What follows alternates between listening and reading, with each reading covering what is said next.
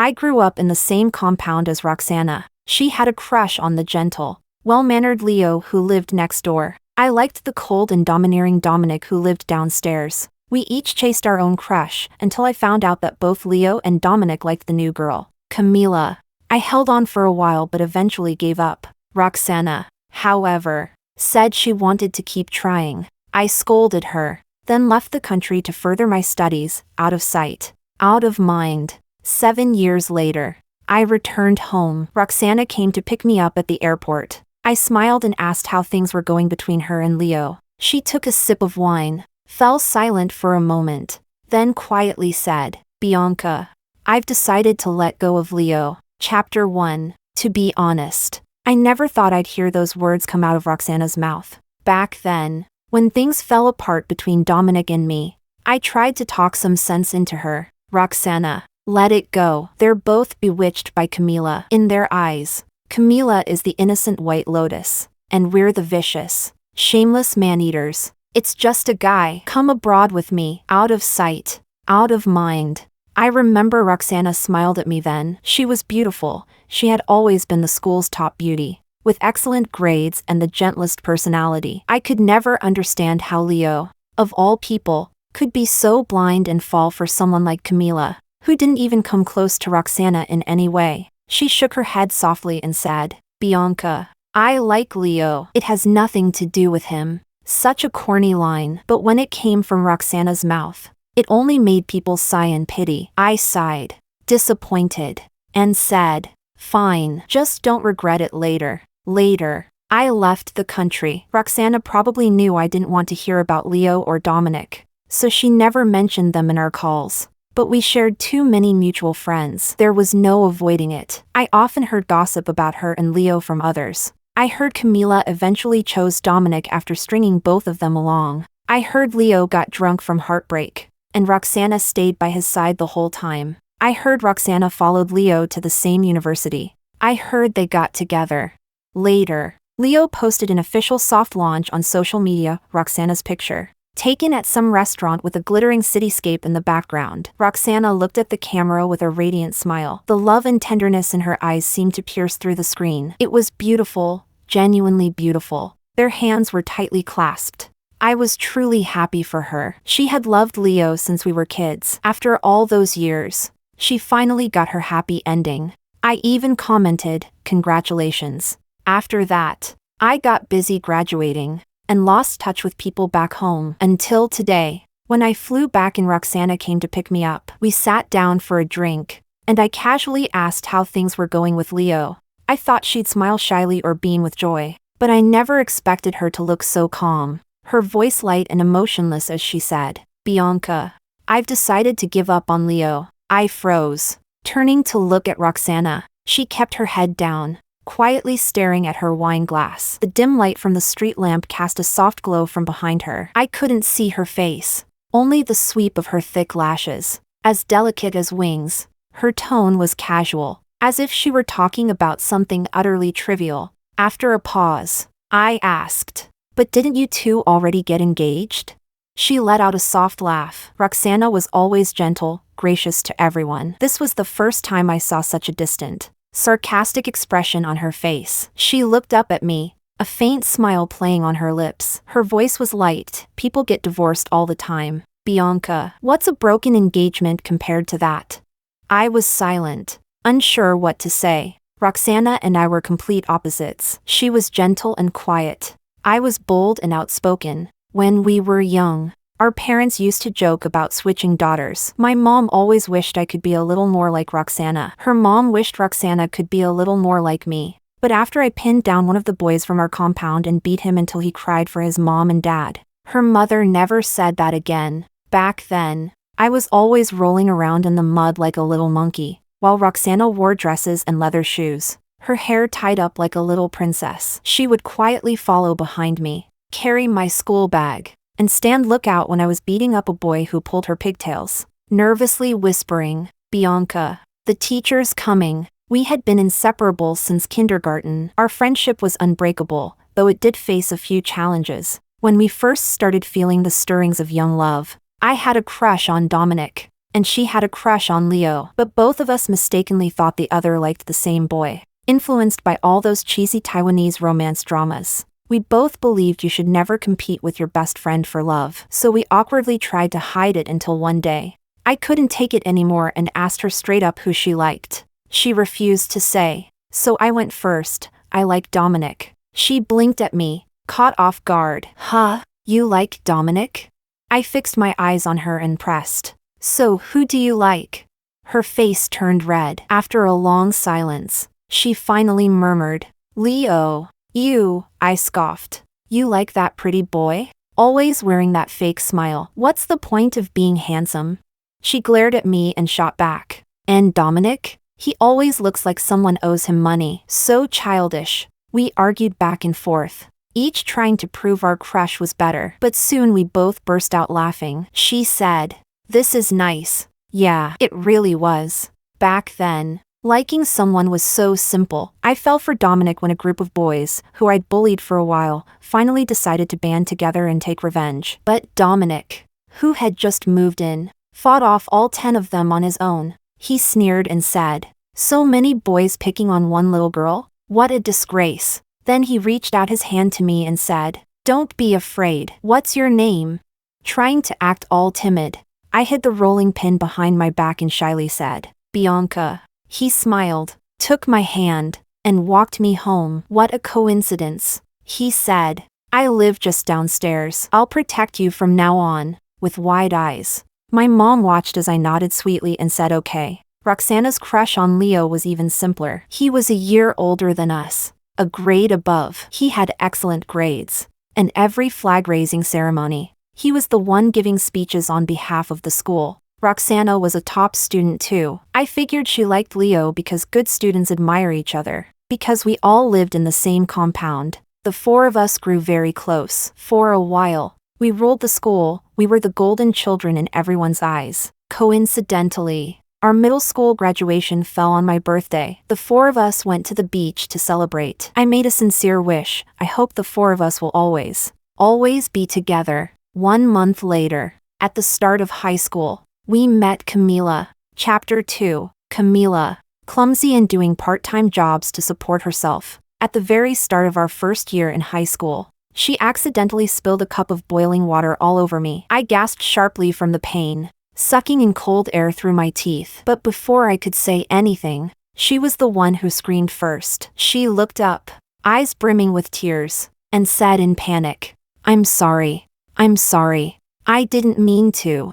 I'm really sorry. She looked so pitiful that I held back my temper. I simply looked at the 2 large blisters rising on the back of my hand, hissing from the sting. Dominic, who was next to me, examined the wound and then shot her a fierce glare, saying coldly, are you blind or what?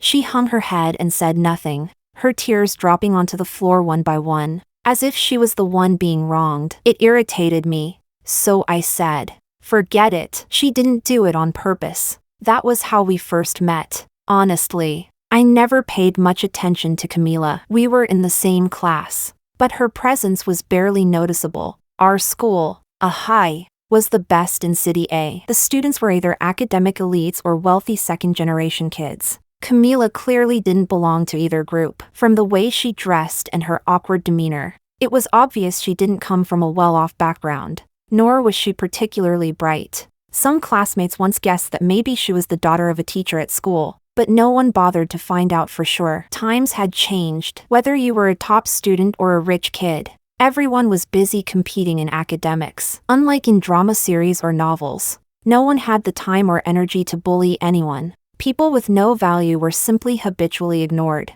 It was harsh, but that's just reality. Camila and a chubby boy sat quietly in the back corner, as invisible as shadows. The first time I truly noticed her was during an argument. It started when her chubby deskmate blocked the hallway after class. Someone behind him waited for a moment, then clicked his tongue impatiently and said something like, if you're fat, don't block the way. Camila, usually timid and silent, stood up with a flushed face and said indignantly, how can you mock someone's body like that? I knew the boy she confronted. He came from a well-off family, always arrogant and sharp-tongued. He wasn't malicious. But he had a big ego. Being publicly called out by Camila irritated him, and he scoffed. Come on. He's been blocking the way for minutes. I can't even say something? What? You feel sorry for him or something? Well, no wonder you're desk partners. You and this fat guy are a match made in heaven. Camila clearly wasn't good with words. Her face turned beet red, but she couldn't get a single comeback out. It was her desk mate who distanced himself immediately, blurting out, I don't even like her. Someone in class snickered. Camila stood there, humiliated. I frowned. This had gone too far. Sure, it was dumb of Camila to stand up for someone who didn't deserve it. But still, I stepped in and said loudly, Duncan, are you going to move or not? If you're late for the next class, I'll write your name down and make you do cleaning duty for a whole week. Duncan raised his hands in surrender and said obediently, all right, class rep. I'm leaving. He gave up arguing with Camila and her desk mate, squeezing past them to leave. In that moment, Camila looked up at me. She was far away, and I couldn't see her expression clearly, but I could tell she was stiffly standing there, staring in my direction. I shrugged and turned away like it was nothing. Behind me, Dominic lazily withdrew his gaze too. I heard him mutter dismissively, idiot. After that day, Camila became even more invisible in class. Every time I think back to this, I wish I could go back to freshman year and slap some sense into myself. Maybe I pitied her, or maybe I just had a lapse in judgment. I'm not the type to meddle, but I've always had this bleeding heart. Heroic complex. That's not me bragging. Roxana once said that about me. That year, during the school anniversary celebration, our homeroom teacher said every student had to perform something. My grades were average, but when it came to non-academic talents, I always excelled. I put together a stage play, leads, supporting roles, sets, decorations, you name it. Just like that, I solved the performance problem for over a dozen shy classmates in one go. As class monitor, all the performance submissions went through me. By the final deadline, only Camila hadn't turned in hers. When I went to ask her, she looked nervous, head down, avoiding eye contact, visibly uncomfortable and embarrassed. I immediately understood, so I tried to spare her dignity by casually suggesting, how about this? My play still needs a background rock. Why don't you be the rock in my scene? She nodded lightly, almost imperceptibly. I never expected that this school play would be how Camila and Dominic first got to know each other. Camila's role was something I added in last minute just to help her save face. She had to wear a costume and play a rock, maybe out of gratitude or sheer seriousness. She threw herself into it completely. Once in costume, she would freeze in place, not moving a muscle, utterly dedicated. One time after rehearsal, she tried to stand up and staggered from numb legs. Dominic tossed her a bottle of water and said, "You're just a rock. It's only rehearsal. You could have sat down. You know? Dumb." I glanced at Camila, surprised. It was a mockery. Yes. But knowing Dominic's aloof and indifferent personality, he usually didn't even glance at people he found stupid, let alone hand them water and mock them in a weirdly caring way. I had actually told Camila twice that she didn't need to go all in like that. As long as she stayed still during the actual performance, it would be fine. But she insisted on taking her role as the rock seriously. She acted the same even in the face of Dominic's sarcasm, picking up the water bottle he tossed. Her face flushed red as she stammered, I was afraid I'd mess up your rehearsal. I just wanted to do my part well." Dominic didn't respond. During the performance, as Dominic moved during our scene, he accidentally stepped on Camila's hand. I heard her let out a quiet, pained hiss, but she didn't budge. For the rest of the play, Dominic seemed distracted. After the show, I still had to MC the event. When I finally returned backstage, I happened to walk into a quiet corner where a tall, handsome boy stood in front of a timid, delicate girl. His brow was furrowed with impatience, but his tone was unexpectedly soft. "Give me your hand." Camila shyly stretched out her hand, and Dominic gently applied a bandage. Then he pressed his lips together and muttered under his breath,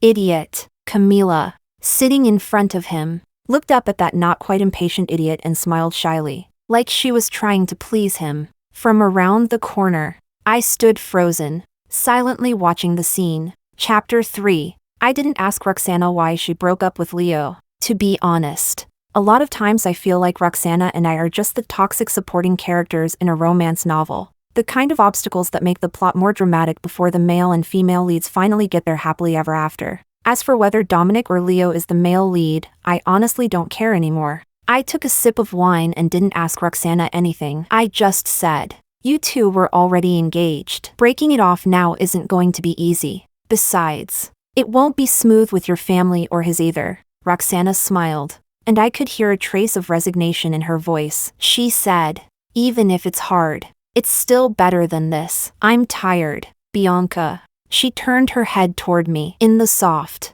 glowing light, I didn't see the heartbreak or sadness I had expected in her eyes. Instead, she looked calm, like someone who had done everything she could and had now made peace with the outcome. She even had a light smile on her lips as she asked, "Do you still like Dominic? After all, when you left back then, you were heartbroken." I laughed. Besides Roxana, no one else would dare bring that up in front of me. Yes, when I left the country, I was devastated. But looking back now, that pain wasn't just because the person I liked was in love with someone else. It was also the crushing disappointment of being betrayed by the childhood friend I had trusted the most. But that was all in the past. Whatever I felt for Dominic is long gone. Now, even mentioning his name doesn't stir anything in me. I said, "If you had gone abroad with me and dated 2 or 3 tall blonde heartthrobs, maybe you'd have gotten over Leo way sooner." Roxana, you really took the long way around. She burst out laughing, raised her glass, and clinked it against mine. With a smile, she said, "Hearing you talk like that puts me at ease. To be honest, there's been some trouble between Dominic and Camila lately. They fight all the time, and it seems like Dominic is losing interest in her. And now you're back.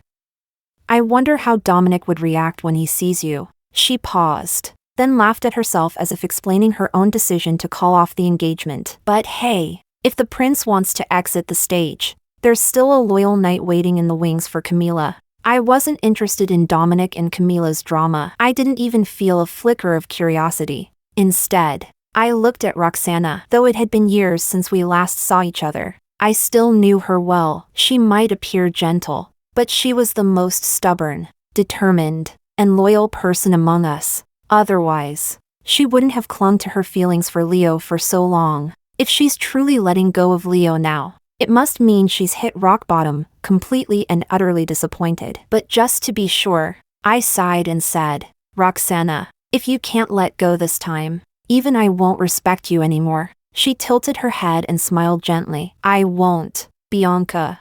After that dinner, we didn't see each other for quite a while. We were both busy. Roxana's a genius. She's currently working with her advisor on a confidential scientific research project. I studied film and television production at USC. My graduation short film won an award at the International Student Film Festival. Because of my passion, I had already co-founded a media company with like-minded friends back in China. We'd produced several short films, won various awards, and built a loyal fan base. I came back this time because my graduation project caught the attention of a renowned director I deeply admire. After a few conversations, he showed strong interest in a script outline I'd written. I fleshed it out, and he introduced me to his editing team so we could refine it together. I suppose he liked me. He even asked if I'd be willing to join the crew and learn under him. It was a once-in-a-lifetime opportunity, so I came back immediately. After that dinner with Roxana and a couple of days at home, I packed my bags and joined the film crew. I never expected to run into Leo under those circumstances. Once the director's project was announced, countless actors came to audition. Leo came to accompany Camila. After graduating, Leo took over his family's entertainment company. Camila's college entrance exam scores weren't anything special. So after graduation, Leo signed her as an artist. Even though she had chosen Dominic back then, I heard Leo still treated her well. Top-tier agent, priority access to all kinds of industry resources. But even I knew, fresh off the plane, that all those resources sparked backlash online. Many netizens felt resentful, and despite Camila's efforts, her acting skills weren't exactly convincing. With all those resources, she still couldn't make it and was often mocked as a Nepo baby star. Still, She had a loyal fan base. Her fans said that those critics were just bitter nobodies and challenged them to find a boyfriend who could give them what Camila had. Most of them believed Dominic was the one giving her all that access. Leo looked surprised to see me, but he quickly recovered. With that familiar gentle big brother smile, he walked over and said, "Back in the country and you didn't even say hello?" My gaze shifted from Camila behind him to his face. I smiled politely. "Been busy. Didn't have time to say anything." He didn't seem to mind how distant I was. Just smiled and kept making small talk. "Dominic probably doesn't know, right? Not long ago he told me he'd be in LA for a conference soon and planned to visit you. You'd better contact him and let him know you're back, otherwise he'll make the trip for nothing." I sneered inwardly. Dominic and I fell out completely back then. I've been in the US for over 4 years, and not once did he try to find me. And now that I'm back, suddenly he wants to visit? How laughable. I was so uninterested I didn't even bother to keep up the polite smile. My phone was stolen a while ago. I lost all my contacts. Leo pretended not to notice my brush off. Of course. I knew he was doing it on purpose. He's always been the kind of person who's sharp at reading social cues and maintaining a perfect public image. Hearing me say that, he just smiled good-naturedly and replied, "I'll have Roxana send you his number." At the mention of Roxana, I finally looked up and gave him a half smile. I wondered whether Roxana had had the chance to break up with him after our dinner. That thought made me glance over at Camila, who stood a little ways behind him, nervously glancing in our direction. She looked terrified of me, pale and stiff. When I met her gaze, she instinctively took 2 steps back. I let out a cold laugh. I couldn't understand why. After all these years, she still wore that same helpless, pitiful little girl look she had in high school, and I really didn't get why. After landing Dominic, she still felt the need to hover around another man with that ambiguous attitude. What I understood even less was, what exactly did these 2 men see in her? Maybe Camila had some kind of sparkle I just couldn't see. It couldn't seriously be that she had some kind of main character halo, right?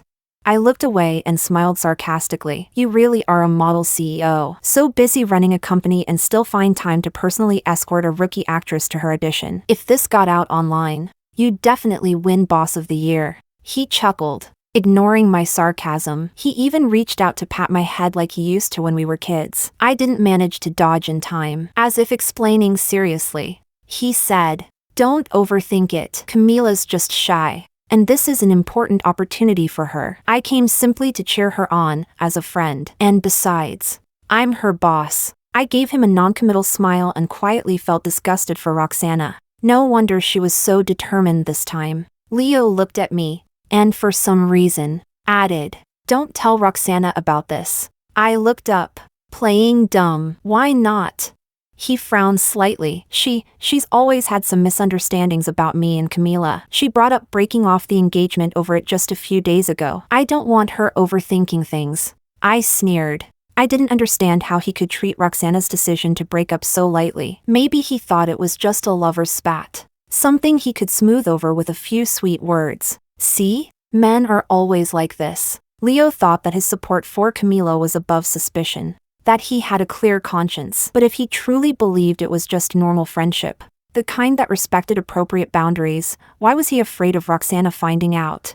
Because deep down, he knew. Self-deception at its finest. I turned to leave, and he called after me, "Bianca, you'll probably run into Dominic in a few days." I rolled my eyes, waved over my shoulder, and walked away without looking back. Chapter 4. Casting decisions weren't within my authority. At most, I'd review some audition tapes with the director and offer my thoughts from the side. I didn't see Camila's audition tape. Later, I overheard the crew gossiping. "Hey, the guy who came with Camila the other day wasn't her rumored boyfriend Dominic, was he?" "Nope. I know who that was, Leo, the CEO of Shingy Group. He's the one who signed Camila." Tisk. Isn't it usually agents who come with actors for auditions? First time I've seen a CEO personally show up. Something feels off about their relationship. "Shoo, I was there during the audition." Camila stumbled through her lines, and the director was brutal. Didn't spare her a shred of dignity. Leo actually asked the director to cut her some slack, but the director straight up said that if it weren't for Leo's face, Camila wouldn't have even gotten in the door. The CEO looked pretty pissed. But in the end, he just gave this meaningful little smile. I've got a feeling this isn't over. The voices faded as they lowered their tones. I thought for a moment, then texted Roxana, "How's the progress with calling off your engagement with Leo?" She didn't reply for a long time. I figured she was probably buried in lab work with her advisor. I locked my phone. Roxana really couldn't afford to delay this anymore. I just didn't understand her persistence. I mean, I used to really like Dominic too, but the moment he stood up for Camila in front of me, I dropped all feelings for him on the spot. So I couldn't comprehend what was so lovable about someone who clearly loved someone else, and Roxana had endured it for years. That thought had barely settled when I saw Dominic again. It was the first time we met since our falling out. He sat in the seat of honor as an investor. I was a little surprised when I saw him, but he smiled like he'd expected to see me, right in front of the director. He nodded and said warmly, "Bianca, long time no see." People around us started glancing over, full of curiosity and speculation. I quickly recovered from my surprise, smiled, and replied gracefully, "Long time no see." After I took my seat, he turned and explained to the others, who were clearly curious. We grew up in the same neighborhood. She was like the girl next door. I used to play with her all the time. He sighed, as if reminiscing, then added, "Then she went abroad to study and never called again. If not for this investment dinner tonight, I doubt I'd ever get the chance to see her." He made it sound like a harmless joke. Everyone around us chuckled politely. I just sat there, smiling faintly, keeping it cordial. Occasionally, I'd follow his lead and recall some childhood memories. After the dinner, I ran into Dominic again in the parking lot. He should have already left, but instead, he was leaning against a concrete pillar next to my car, holding a cigarette in his fingers, not smoking it, just staring at it. When he heard footsteps, he tilted his head to look at me, paused, and then smiled. "Bianca, are you still mad at me?"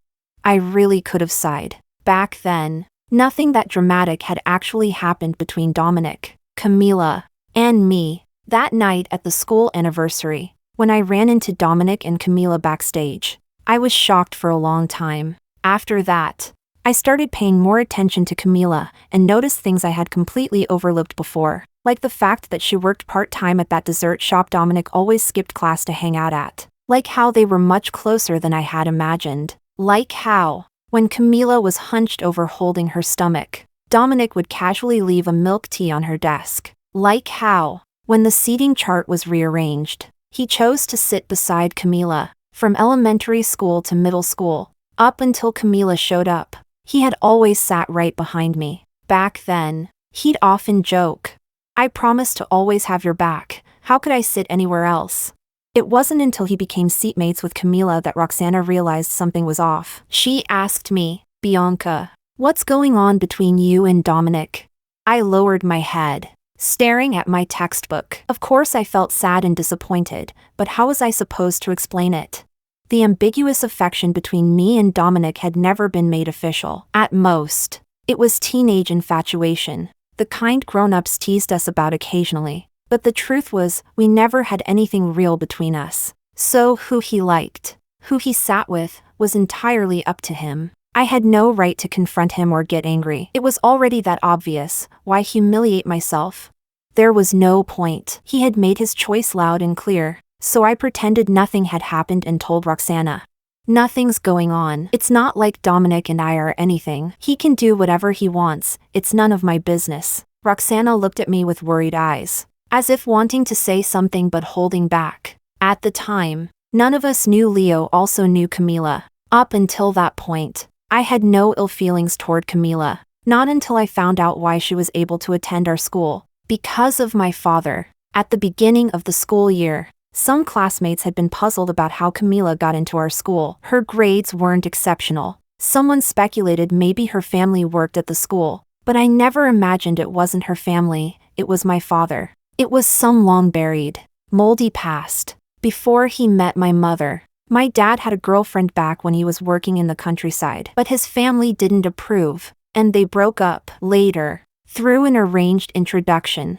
he married my mom, who was a great match for him in every way. Throughout my life, they had always been loving and respectful to each other. I don't think my mom ever knew that Camila's mother had reappeared 2 years ago and contacted my dad. After breaking up with my father back then, she quickly married someone else arranged by her family. But fate wasn't kind to her. Her husband was a gambler. And one day, while being chased by debt collectors, he fell into a river and drowned. She was left alone with a child, struggling to survive. I don't know how she reconnected with my father, but he must have carried a deep sense of guilt over their forced separation. He arranged housing for them in City A, used his connections to get Camila admitted to our school, and even helped her mom find a job. I found all of this out when I saw him having dinner with Camila at a restaurant near school. I can't describe exactly how furious I was. But before I got all the facts straight, I didn't want my mom to know anything. First, I made sure that Camila wasn't my half-sister.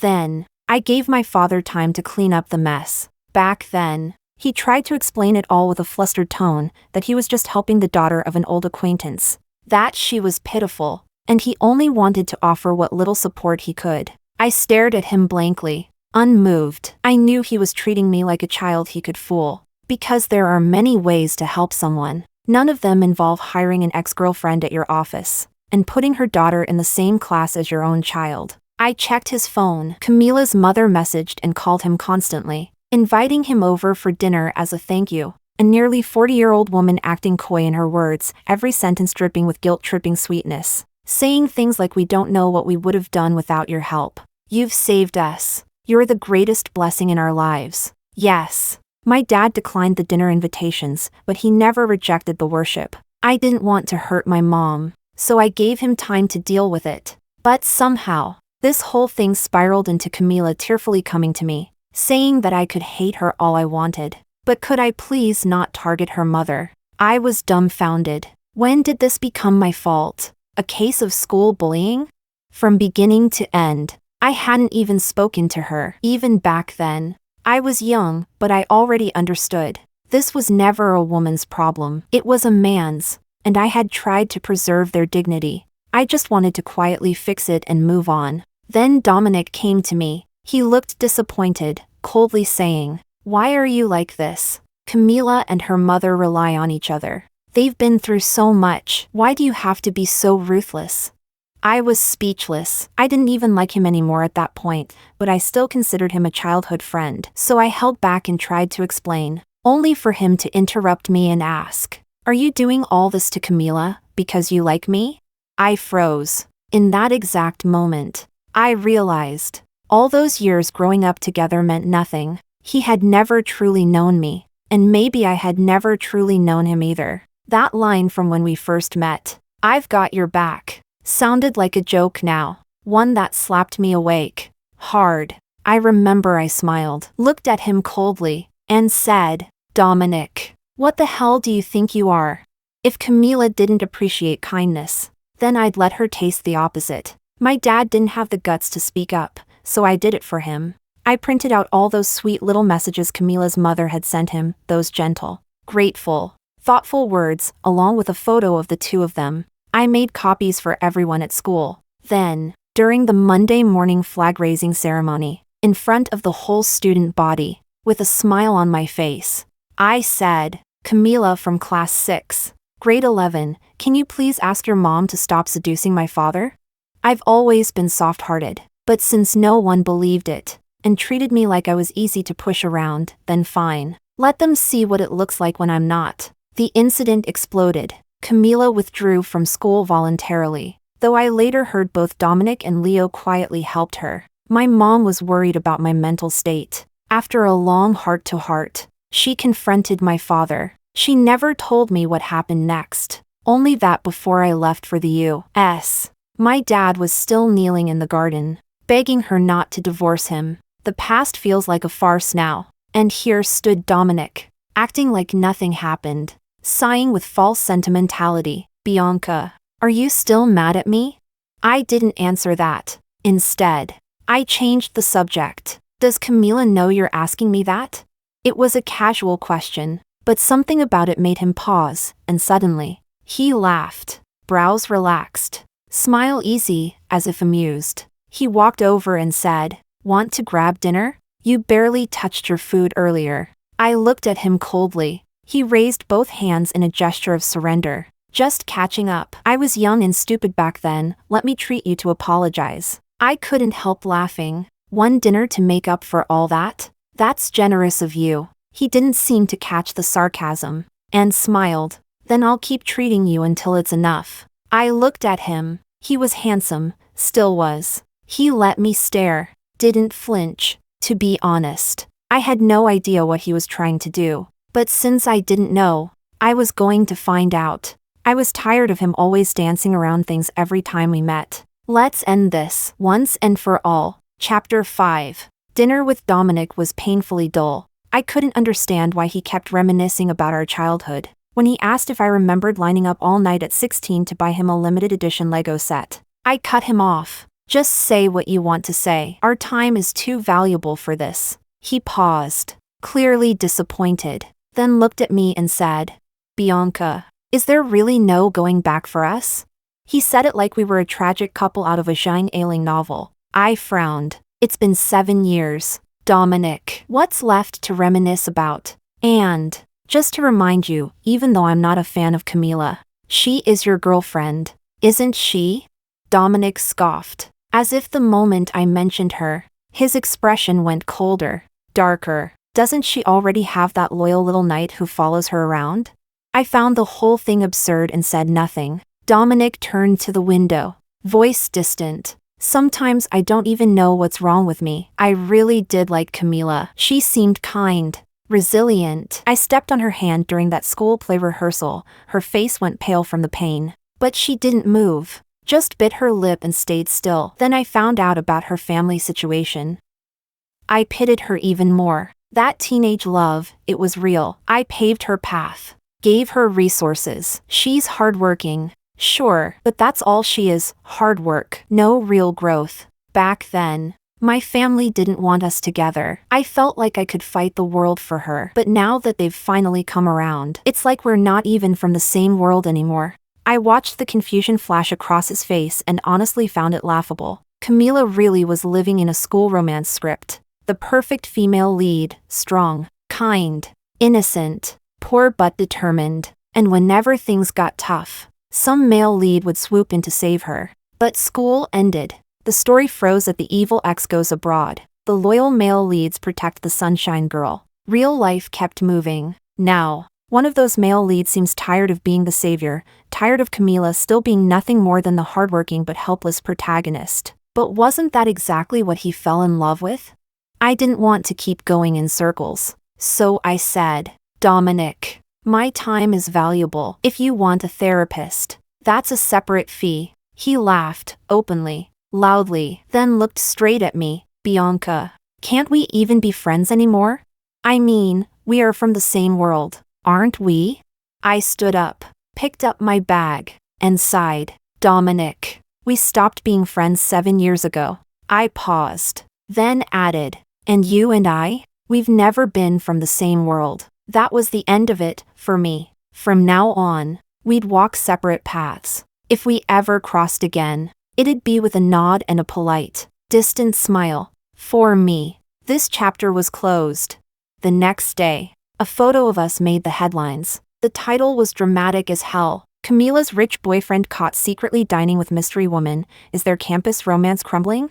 Of course, Dominic had it scrubbed quickly, but Camila probably saw it. A few days later, she appeared in front of me. Being a public figure, she was wrapped up tight, scarf covering most of her face, sunglasses on. Only when she stood right in front of me did she take off her shades, revealing those wide almond eyes. Biting her lip, Miss. I turned around. Since what happened back then, Camila had always been a little afraid of me. You could see it in how she shrunk when standing near. But this time, she gathered her courage and stood tall. Her eyes were already red before she said a word. Bianca, I know that person in the photo was you. She was blocking my way. So I looked at her impatiently. Yes, it was me. So, you didn't think to ask Dominic what we talked about?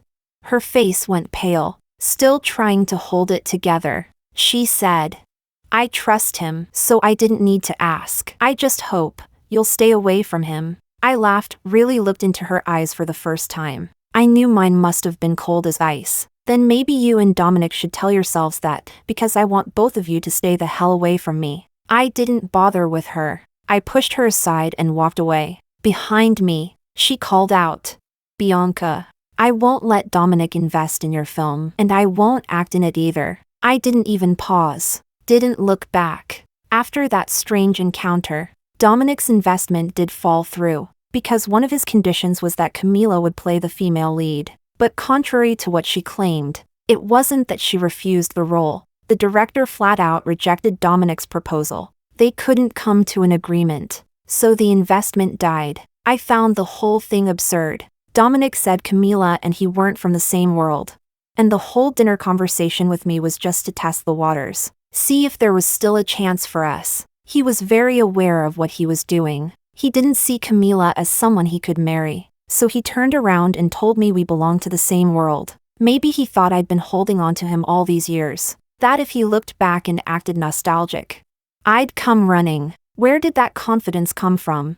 He wanted a politically convenient match, but couldn't let go of the savior complex he had with Camila. Absolutely disgusting. The day our crew started filming, another film officially launched in the industry. A major project backed by Dominic and Leo, top-tier producers, famous screenwriters, a star-studded cast, with Camila in a supporting role. When I saw the news from a media account, I forwarded it to Roxana. She replied with nothing but 6 dots. She had already formally called off the engagement. Both families knew. Word was, Leo was still trying to win her back, though he was also doing grand gestures like this for another woman. I suppose that does qualify him as a devoted second male lead. Roxana called me with a laugh. I sent that news to my family. They used to hope I'd give Leo another chance, but after reading it, not one of them said a word. Then she sighed, long and soft, and asked, Bianca, what do you think I ever saw in Leo?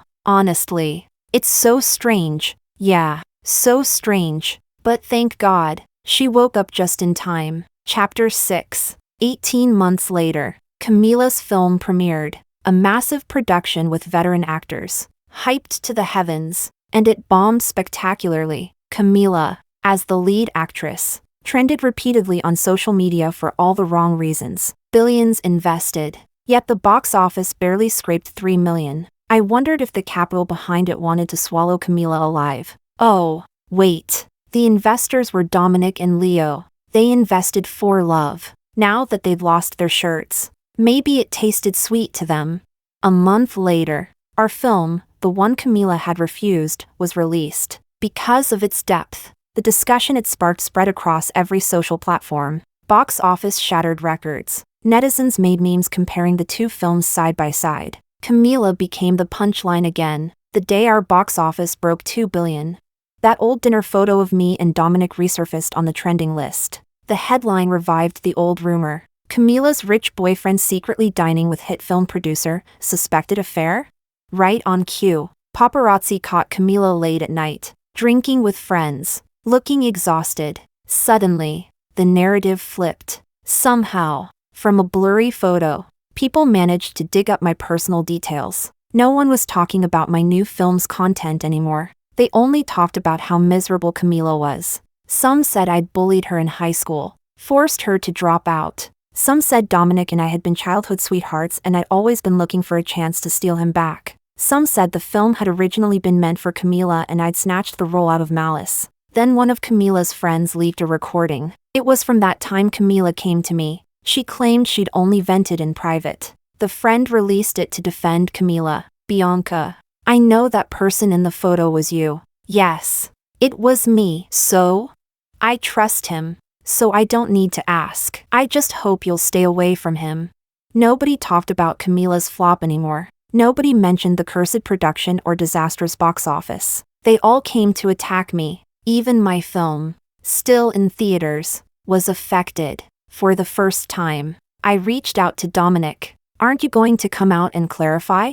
On the other end, silence for a long time. Finally he said, Bianca, think of it as me owing you one. Camila needs the attention diverted. Your film hit 2 billion in 3 days. Your future is bright. You already have everything. But Camila, she can't lose anything more. I asked calmly, so you're not going to clarify? Silence again. I laughed. Not even angry, just disgusted. Dominic. I'm not your babysitter. I'm not the nursemaid of you and Camila. That crazy drama queen couple. What do I have to do with you two? Why should I carry your mess? Am I insane? Then I hung up. That call was the last ounce of decency I gave them. That night, I issued a public statement. First, regarding the high school bullying rumor. What a coincidence. All the text messages from when Camila's mom tried to seduce my dad? Still saved. Second, I posted the full audio recording from that dinner Dominic and I had. Yes, everyone can record conversations these days. Camila's version was edited, mine was complete.